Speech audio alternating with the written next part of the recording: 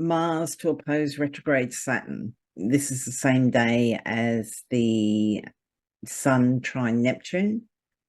Yeah, this is stop, go, stop, go. Mars just wants to power forward. Saturn not only, generally wants to restrict things and say no, it's going back over old ground to make sure that, well, have we enforced enough rules? Mars isn't going to be happy about this, but, what's he going to do? Yeah, so yeah, very frustrating time. Holy smokes, now the moon's doesn't even have essential dignity. We're just relying on Saturn here right now.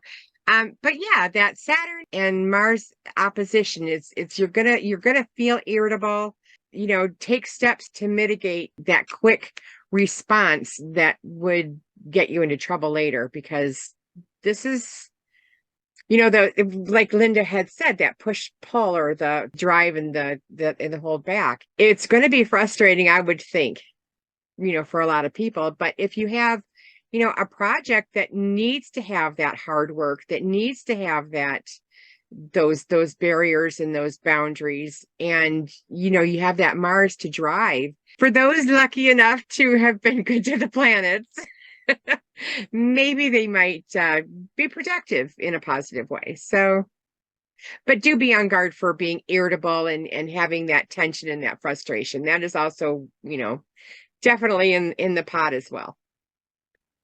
Yeah, and this is what I was talking about earlier. The nodes are going to be square Pluto at this time. So I do wonder too if for some people it might be almost flipped. We're talking about Mars just wants to go forward and Saturn is holding it back and wanting to go back over old ground, but also could be a case of almost like depression overcoming your ability to act, in that there may not be anything really stopping you, but it's just that Saturn and Yeah, the positive spins to these planets are shortcoming for sure.